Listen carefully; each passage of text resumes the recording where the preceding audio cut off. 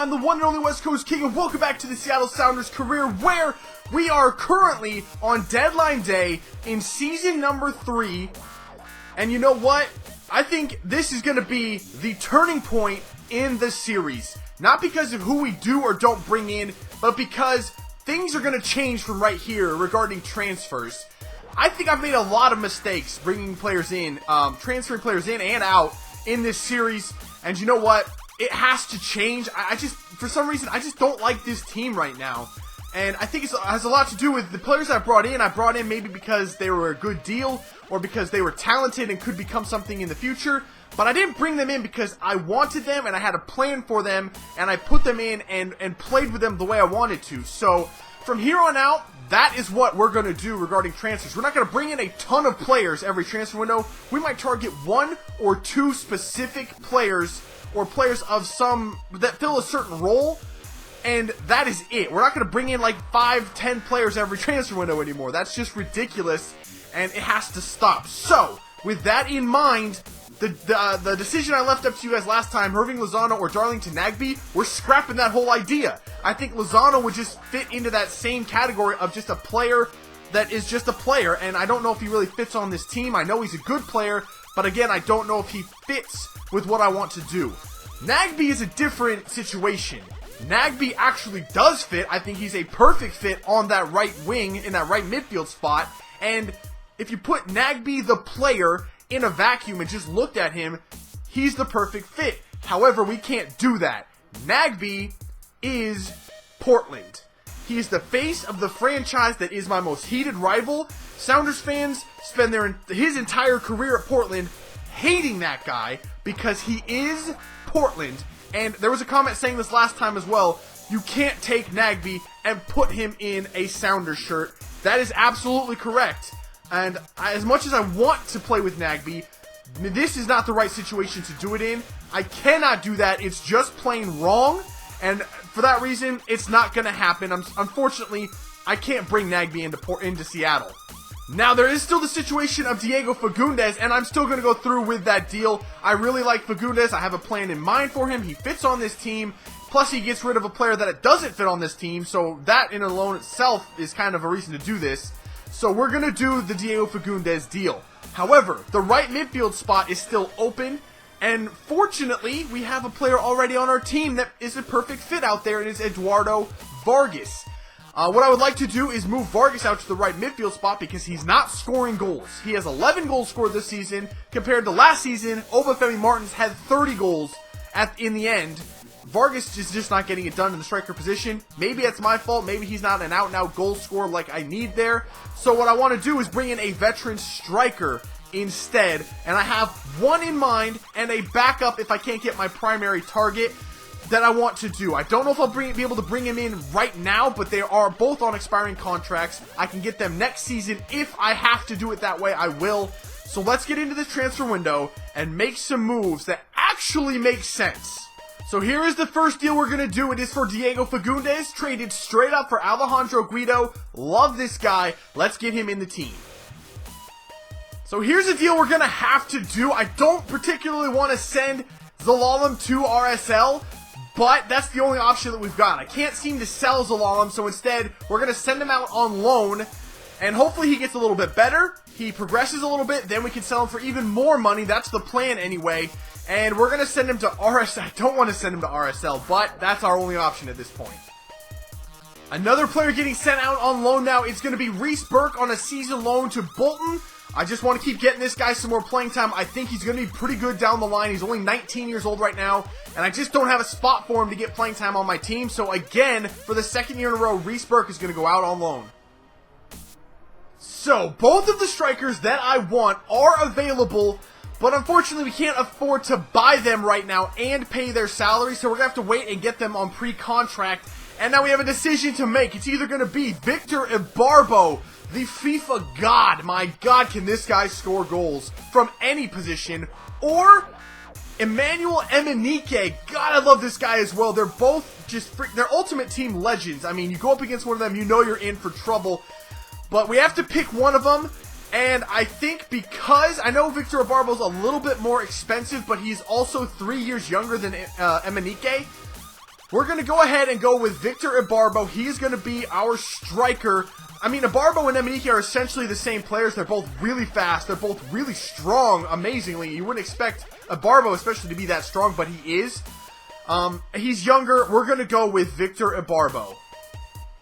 Still more deals to do in this transfer window. We're sending more people out on loan, which is a very, very good thing. More center backs getting out of the club. Kevin Robale is going to go out on loan to Metz for a short-term loan, so we should get him back before next season, which is good. The next one is going to be for Issa Suleiman. He's going to go out on a season loan to Manchester City. So with that, we conclude our transfer business for this season. We got a lot done on transfer deadline day. A lot of people going out on loan. I'm very happy with that. But this is what we are left with. For the next game, I'm going to try Bradford Jameson up there at striker. Vargas is going to move out to the right midfield spot where he hopefully will flourish. And then McAvoy is going to be our center attacking mid. I also have Rojas that can go in there as well. We also have Markkanen, who, if Jameson can't get it done at striker, Markkanen will take over in that spot. I have no preference for either one. They're very different players. Whichever one is more effective is the one we will go with. Alright, so finally we get to our first game of this episode, and it is going to be against LA. They're currently in third place. They have been skyrocketing up the table as of late. You've already seen the lineup. We're at home at CenturyLink Field. Let's go get this done.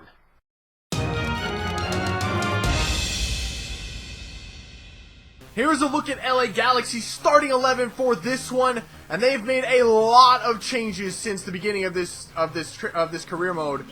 Half of those players, I don't even know who they are. Their defense is mostly unchanged though, which is really their strength. There we go. Vargas already making some good plays. Come on, Vargas, use that pace. He gets by his man. Look, Vargas is already doing better over here than he ever did. Oh, Vargas has just destroyed the LA defense. Well, I think we found our new right midfielder. Why have I never tried him out over there before when he wasn't scoring goals at striker? What the heck? He just did them so dirty.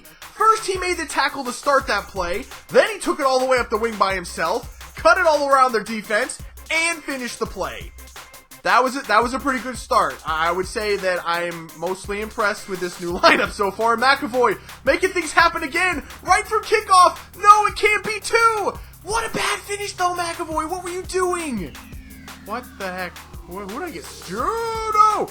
Get back there, Tipton. Get back there, get back there, get back there. Close that down, yes. Win that header. You saw what happened. My teammates just took each other out. I believe that was Eric Palmer-Brown on the back post with Hung Chul, and they clattered each other and let the ball fall right to Gerardo, who just tucked it away. Nah, there's not really anything I can do about that one. Out wide to Vargas. Come on, Vargas. Do what you always do. Turn it inside. Nicely done. Eduardo, he's got... Where's he going? Vargas, what the heck are you... What the heck was that? I did not tell him to turn out right there. He had a wide open lane to the net, and he turned left for no reason. Oh man, this game has screwed me a couple of times already, but nonetheless, we've played amazingly in this first half. We absolutely should have the lead right now. It's just unfortunate that we don't. Play that ball to Pena. There you go, Pena. And we've got him on the counter. Pena's got pace. Look at him go. Pena, play the ball in. Jameson! Why is Jameson such shit? Oh, Jameson's still not going. And that ball didn't go to Castillo, but McAvoy has got such badass pace. McAvoy finishes it, and it's 2-1. Finally, we get our goal, and it's McAvoy just using his ridiculous pace straight up the middle, blowing by the defense to get on the end of that. The ball that wasn't even intended for him, it was supposed to be to Castillo, but Castillo just left it there. We got a 2-1 lead. All right, they're going to let us have this short. Back to Hung Chul. Hung Chul makes a nice move. Plays the ball in to Jameson, who turns. Jameson actually just scored a goal. Don't ask me how the ball got through to him. It went through the legs of two people right in front of me. But Jameson actually just scored a goal. I mean, how this pass, how it got through right there, I don't know. But Jameson was in acres of space. All he had to do was get it on his strong right foot. and put it by the keeper, which he did beautifully. So, I mean, that's one check mark for Jamison. 1 gold star. Beautiful play. Can we find, who is that? He's on sides. It's Rojas. Rojas is going to come through. Oh, God. Oh, God. Oh, I screwed that up. Oh, ref, that's a pen. Thank you, Rojas. You bailed me out. I was waiting for Jamison to get forward. I was going to try to get Jamison a goal again. And he cannot outpace anybody. He's like the slowest guy in FIFA. I don't understand what Jamison's problem is. Alright, it is going to be Hung Chul to take this penalty as always. And Hung Chul puts it away. 4-1 over LA. A very good performance in the second half after a good start and then a disastrous first half. There is the final whistle. We come away. Last time we played LA at home, they beat us 1-0. This was a good performance. 4-1 win at home over the LA Galaxy, the 3rd place team in the West. Love that performance, and especially, gotta point out, Vargas on the right mid thought. So we're going to be jumping straight into game number 2. The final game of this episode is going to be against New England. They are currently, I think, in 4th or 5th place in the Eastern Conference, having a decent season. We just took one of their best players in Fagundes, though, and we'll see if they put Guido in there against us, but for us, it's going to be Markkanen up top, just to test him out for his 90 minutes. Rojas is going to come in for McAvoy just because I want a little bit fresher legs in there. And we're going to try Ribeiro Alexander in there. I haven't given him a game yet, I don't think. He's actually, it says he has the potential to be special, which I didn't know. I got him as a free agent, but we'll see how he does in there as well.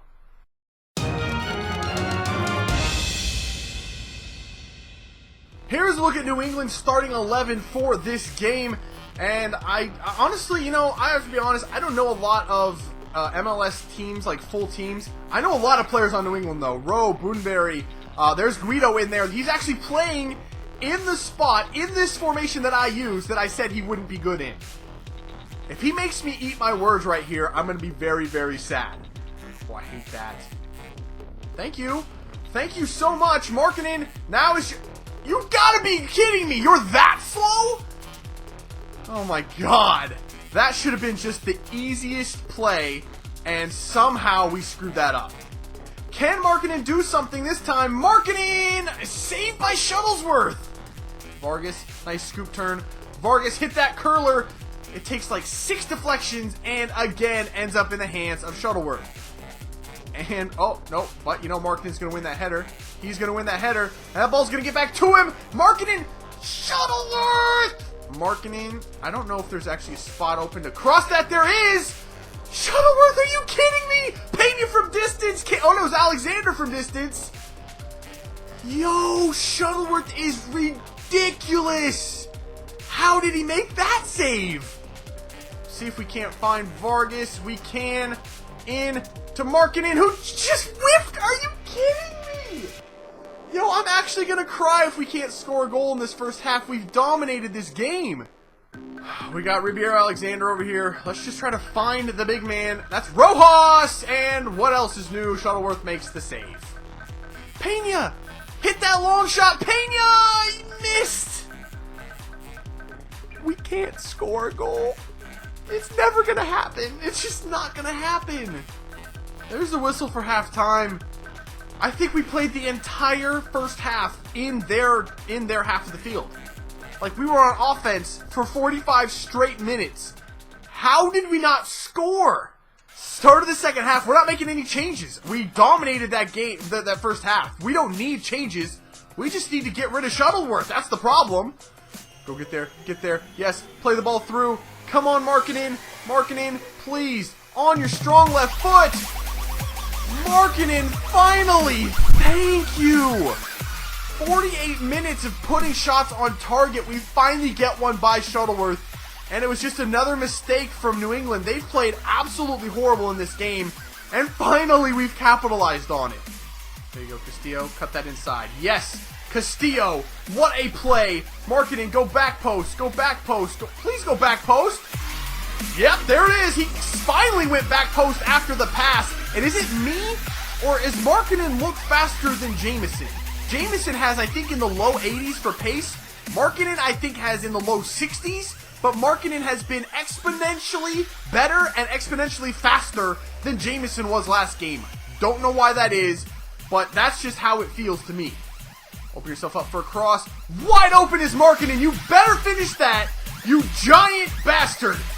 He's 6'6". He finally won a header, his first one of the game. And that's his hat trick, by the way. We're up 3-0 over New England. And I meant you giant bastard in like as a term of endearment because he's awesome and he's huge. I didn't mean that as he's like a shit player, by the way. I wasn't trying to insult him. I was just showing him love, okay? Just showing him love. Fagundes up the wing. Nobody's going to come over and stop Fagundes. Okay, here we go. Fagundes into the box. Find Markkanen. There he is. Markkanen whiffed on the header now. Are you kidding me, Markkanen? Pena, turn it. Yes. Find Markkanen again. Markkanen can't win a header. Are you kidding me?